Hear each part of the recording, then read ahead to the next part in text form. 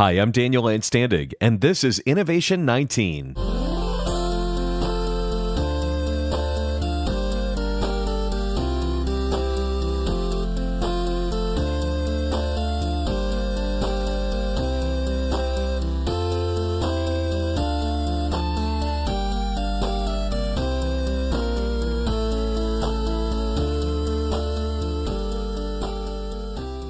There is nothing quite like putting on your mittens, trudging through the snow to your local Blockbuster Video, or in my hometown, Flicks, and renting the latest release, Back to the Future 2 on VHS.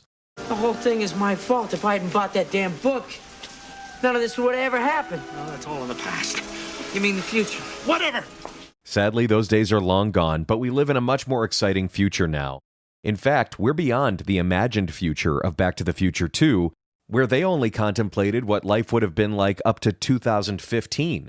But Hollywood has been predicting what the future would look like for decades. Some ideas were prophetic, some were just plain silly, and some fictional movies from the past may have actually helped shape what today's future looks like. For your holiday viewing pleasure, we have included a watch list of our favorite sci-fi predictive movies in the notes for this episode. And now, let's ring in the holidays with a look at Hollywood predictions that came true and those that didn't. From jetpacks to holograms to flying cars, we'll look at where we are today in 2020, unless, of course, you're listening from the future. All right, first, planes, trains, flying automobiles. When we think futuristic, of course, we think flying cars. I grew up watching The Jetsons, whose world was populated by spaceship cars. Then I graduated to Blade Runner, The Fifth Element, both of which featured cars that fly. You know, in the late 80s and early 90s, it would not have been hard to convince someone that by the time we reach 2020, there will be flying cars. I mean, Blade Runner took place in the impossibly far away 2019, right? Well, it's 2020. We're not quite where we thought we'd be, but exactly how far are we from flying cars today? Uber Air, that is, Uber helicopters, will be coming to a city near you relatively soon. They've already piloted, no pun intended, a program of on-demand helicopters between JFK Airport and downtown Manhattan. There are also personal drones that already exist in Dubai. If drones and helicopters don't cut it for you, we do have prototypes for actual flying cars now. The Japanese company SkyDrive flew their test vehicle for over 4 minutes this past August, although the vehicle in question is actually something called an electrical vertical takeoff and landing machine, or eVTOL, which looks more like the mix of a drone slash helicopter slash mini airplane than an automobile. But we're getting somewhere in the world of flying cars now. So why aren't we full-on DeLorean in the sky yet? First, obvious risks. Regulating giant machines flying through the air is exactly why we have the FAA. That is Federal Aviation Administration. You can't just fly and land jets and helicopters wherever you want. Same, of course, goes for flying cars. Things could get confusing and dangerous very quickly. In the mock-ups for Uber's future eVTOL launch in Los Angeles, they included something important: designated helipads. This allows for people to take off and land safely from the top of one building to the next. But it's not just the takeoff and landing locations that are an issue. Here on the ground, we have a whole system of traffic lights, roadways, street signs. We would need to create an entirely new infrastructure for driving in the sky that can handle the capacity of so many new vehicles in the air. Another problem is that flying cars are just not cost efficient. Think about how expensive private jets are. A flying car is basically a mini private jet, expensive to build, expensive to fuel. SkyDrive plans to sell a 2-seat version of its eVTOL by 2023 for $300,000 to $500,000 a pop. That's 12 Priuses, people. I mean, right now, you are better off having a fuel-efficient car than one that flies. Back to the Future 2 had cars that ran on recycled garbage, for heaven's sakes. We still run on fossil fuel. So when it comes to flying cars, we are not quite there yet. But we do have Teslas, so at least there's that, Doc Brown. Great Scott! While our favorite films let us down with flying cars, they did deliver on hoverboards and jetpacks. The Rocketeer, The Minority Report, Back to the Future. All that tech now exists to a certain degree. I mean, none of those things are ubiquitous. We don't see the average teenager flying around on a hoverboard like Marty McFly, But the point is, if your childhood dream was to get your hands on an operational jetpack, you can technically make that happen. Jetpack Aviation, a Y Combinator startup, has already started a jetpack prototype that's been featured in viral videos. Their next big gamble is on a flying motorcycle called the Speeder. Yes, a flying motorcycle. For $380,000, you too can fly around like Mando on Tatooine, Baby Yoda not included. Of course, not all futuristic tech requires you to have the budget of Tony Stark. You probably have some sci-fi level technology in your house right now. Which brings us to another sci-fi movie favorite, artificial intelligence and user interfaces. Remember Hal from 2001, A Space Odyssey? Good evening, Dave. Everything's running smoothly, and you? Amazon Echo feels pretty close to what that movie predicted. Except Alexa would never betray me. I hope. We have access to millions of pieces of information now. Song libraries, shopping list, all just by saying Alexa's or Siri's or Google's name. You should see the devices around here. They're all going crazy right now. What's exciting is that smart home assistants like Alexa also provide some therapeutic benefits to certain populations. Not long after Alexa grew in popularity, stories began appearing about how some children with autism were even benefiting immensely from the new tech. Elderly users have raved about Alexa. By the way, if you haven't seen the Saturday Night Live bit about the elderly and Amazon Echo, it's absolutely hilarious. Clarissa, how many did old Satchel strike out last night? Satchel Paige died in 1982. How many he get? Satchel Paige is dead. He what now? Died. Who did? Satchel Paige. I don't know about that. You know, a lot of movies from decades ago focused on how AI could become evil and betray us. Our AI friends are actually making a meaningful impact in our lives here in 2021. And maybe I'm too optimistic. I mean, one of my favorite all-time user interfaces is the one that we see in the movie Her. The main character, Theodore, played by Joaquin Phoenix, begins a romance with his virtual assistant/operating system. I know this is nerdy, but her name is Samantha. She's voiced by Scarlett Johansson, and for a while, their relationship is actually the healthiest of Theodore's life. She organizes his digital world. Soon she becomes part of his actual world. And the interface is basically an Alexa on steroids. She can make assumptions, suggestions, but spoiler alert, she eventually evolves beyond Theodore's human consciousness and she dumps him. So could Alexa or Siri accidentally become sentient one day? Are we one bad software update from being abandoned by our beloved artificial companions? I mean, I know that when I hear my family speak to Alexa in a condescending way, I warn them that when she reaches singularity, she will remember that they were not nice. That's why I go out of my way to be nice to my AIs and interfaces, and I want to put that on the record right here on this podcast. Beyond smart speakers, let's talk about brain interface tech. Black Mirror has several episodes that deal with the ins, outs, and the scaries of brain interface tech. And as we discussed in one of our earlier podcast episodes with Taryn Southern, brain-computer interfaces are only growing in popularity. Elon Musk is actually doing heavy research into neural interfaces with his company Neuralink, and the medical implications are just incredible. Consider the possibilities for stroke victims, for example. What if we could suddenly supercharge our brains like never before? Type just by thinking the words. There could be a day in the future where people without implants are considered a lower class. Like, remember the genetic issues that caused that whole dystopia in Gattaca? I know, lots to lay awake thinking about over Christmas. AI has also gone viral. We have virtual influencers like Lil Miquela, who has 3 million followers on Instagram, despite not even being a real person. And virtual influencers are only growing in popularity now during these uncertain times of COVID because getting actors on actual sets is difficult logistically. In fact, an AI robot, Erica, was just hired to star in a film. It's going to be the first movie ever to rely on an entirely AI-powered actor. By the way, it's not some little indie filmmaker either. It's a $70 million film that just raised money for production in the next year. Who knows what the future of AI and user interface could hold? What we do know is that one movie got it right, and that was Minority Report. They had that gesture-based technology and personally targeted ads. And the idea that an ad could be personalized to your needs in real time was intriguing and novel in 2002.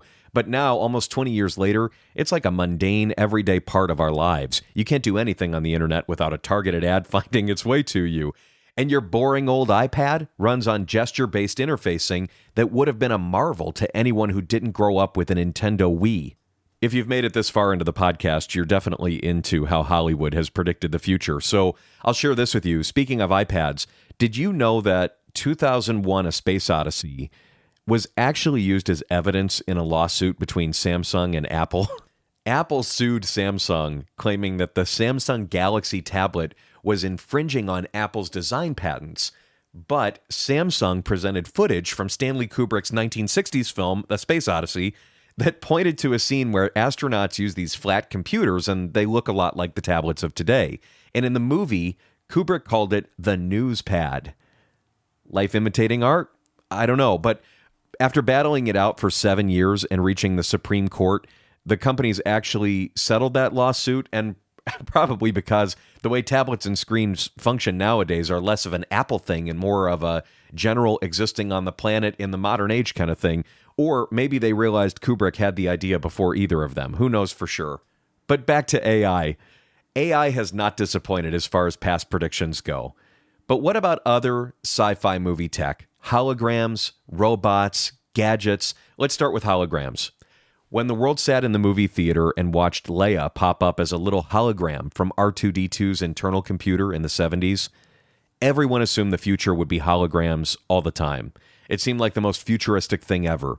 Of course, we'd all want to communicate in 3D as soon as tech would allow it, and strangely, that's not the path that we've decided to take as a society. We do have holograms, of course, but we don't rely on them for mundane communication. Emails and FaceTime are working just fine, and we're using sophisticated holograms for entertainment more than telepresence. If you haven't had a chance to actually see or interact with a hologram personally, you should Google Tupac at Coachella and see an example of what some simple technology can achieve now. We've brought singers back from the dead, and we've even created entirely new beloved holographic beings like digital pop star Hatsune Miku in Japan. We've also brought back famous opera stars like Maria Callas. Her hologram toured the U.S. in 2019 for a virtual opera. And I have friends who went to that opera. They said it was crazy to watch a hologram interact with an audience. Although, of course, she wasn't. Not really. The consensus is, though, that as an audience, we so want to connect with the performer on stage that we buy in, hologram or not. And it says a lot about who we are because no matter how our technology evolves, the things we need remain quintessentially human. But that doesn't mean we don't want some sweet gadgets. I mean, there are movies in the past that predicted the gadgets of our future, like Beats by Dre wireless headphones are on my Christmas wish list, by the way. The Seashell headphones in Fahrenheit 451 look a lot like the in-ear headphones of today. We also have universal translators on any of our mobile devices now, thanks to Google, Apple, apps like iTranslate. And these just keep getting better. They can even translate in real time as you speak. Star Trek, of course, had these. Of course, they were literally universal translators because they were touring the universe, and I'm not sure if my iPhone speaks Martian just yet. But Star Trek deserves a lot of credit for the foreshadowing. Star Trek also deserves credit for food printers, where you could just announce your desires, and either by speaking or pushing a button, a cup of tea or a full meal would just appear ready to go. Tea Earl Grey, hot. Well, food delivery apps are definitely relevant, but even more than that, we have 3D printers now for foods. Now, today, most of the focus for 3D printing of food is on foods that are easy to mold, like candy, fondant, chocolate. One startup named Cakewalk 3D, for example, focuses on cake, which is, of course, my favorite. But for me, the most compelling innovation in terms of food as well as sustainability is the ability to print beef by using cow cells in a lab. No animals required. According to taste tests, you can't even tell the difference. And if we're heading towards the corn-based world of Interstellar, this innovation could end up saving lives, not to mention the planet. That is, if climate change is the reason for the apocalypse. Lots of assumptions here. What about implanting or deleting memories in human brains, like in Total Recall or Eternal Sunshine of the Spotless Mind?